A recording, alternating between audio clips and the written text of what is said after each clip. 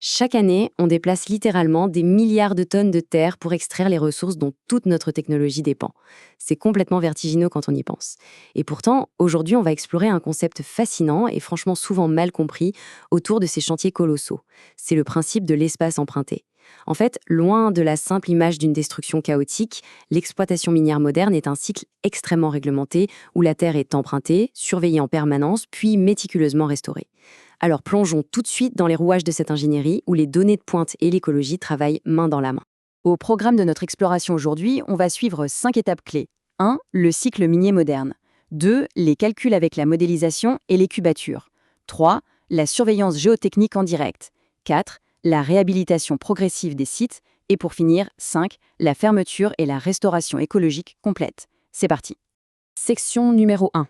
Le cycle minier moderne ou comment comprendre la nature temporaire de ces espaces extraits. Le point de départ, c'est d'aborder tout ce processus non pas comme une suite d'événements aléatoires, mais bien comme une ligne du temps ultra structurée. Une ligne du temps où, vous allez le voir, la planification environnementale commence bien avant le tout premier coup de pelleteuse. On retrouve 5 grands piliers dans ce cycle, de la cartographie initiale à l'extraction, en passant par la surveillance, la réhabilitation et la fermeture. Et c'est important de réaliser que ces étapes forment une boucle continue et encadrée par la loi. Le but, il est double. Atténuer les risques au quotidien, bien sûr, mais surtout garantir une durabilité à très long terme. L'écologie ici, ce n'est pas une simple option qu'on ajoute à la fin, c'est véritablement le cœur du réacteur de l'ingénierie moderne. Section 2. Calcul, modélisation et cubature. La précision absolue avant même de creuser.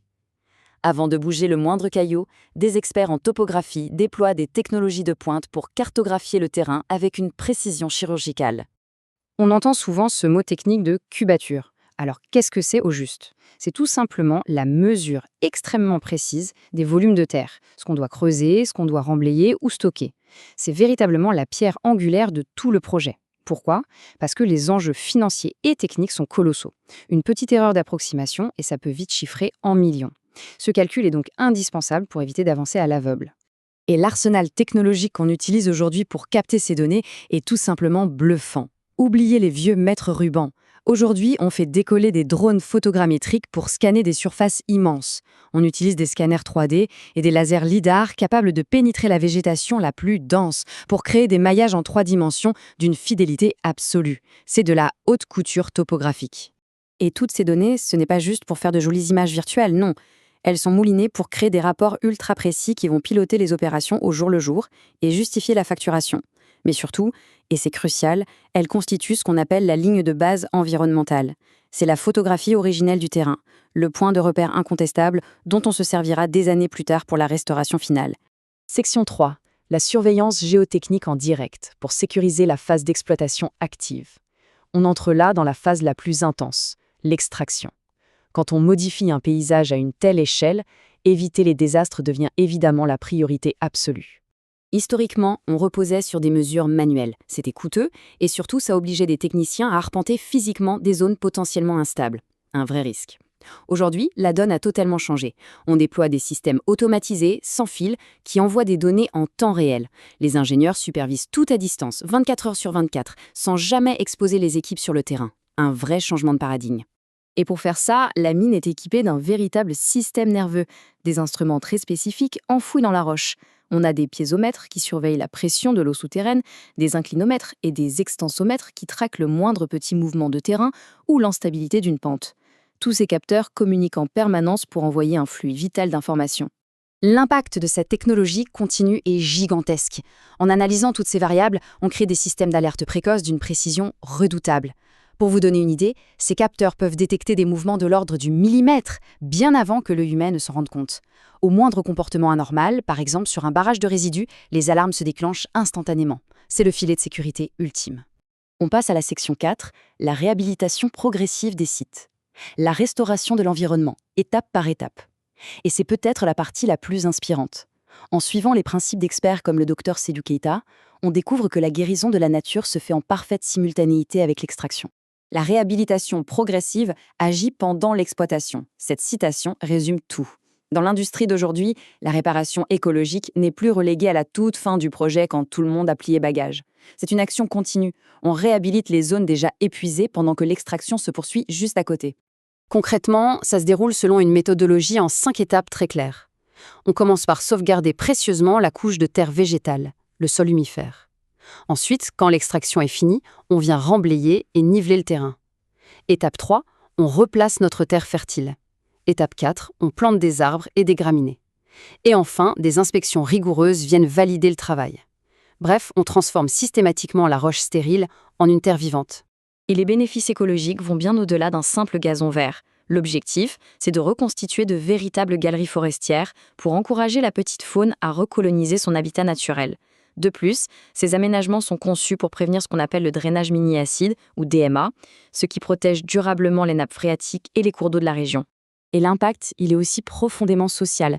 C'est un moteur pour l'économie locale. Prenez l'exemple de la communauté de Lhassa mentionnée dans les sources. Là-bas, d'anciennes carrières ont été repensées et transformées en étangs piscicoles.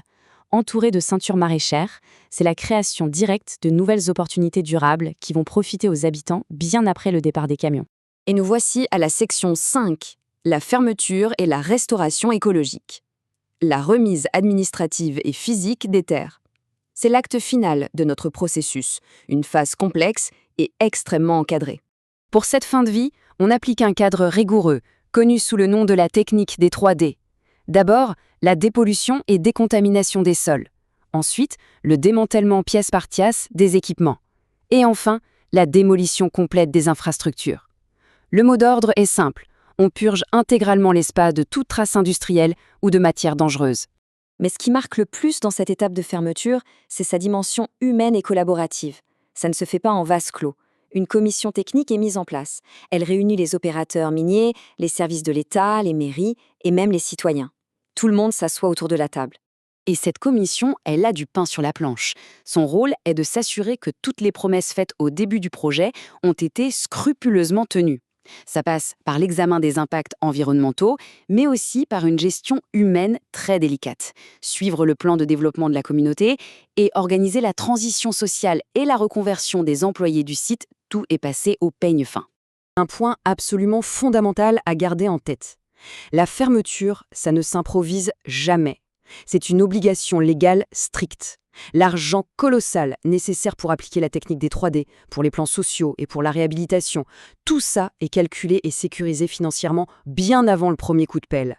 Au final, l'objectif absolu de tout ce parcours majestueux, depuis la première mesure topo jusqu'au dernier arbre planté, c'est de respecter ce fameux pacte de l'espace emprunté.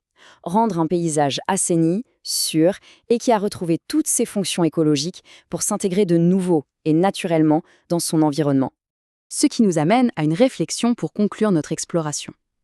En voyant ce niveau de responsabilité et de technologie, imaginez un instant. Comment notre perception de l'industrie globale changerait-elle si, au-delà du secteur minier, chaque projet de développement avait pour obligation systématique de laisser l'environnement plus riche et plus dynamique qu'avant son passage? Voilà une perspective qui donne vraiment envie de repenser notre futur. Merci de nous avoir suivis dans cette analyse.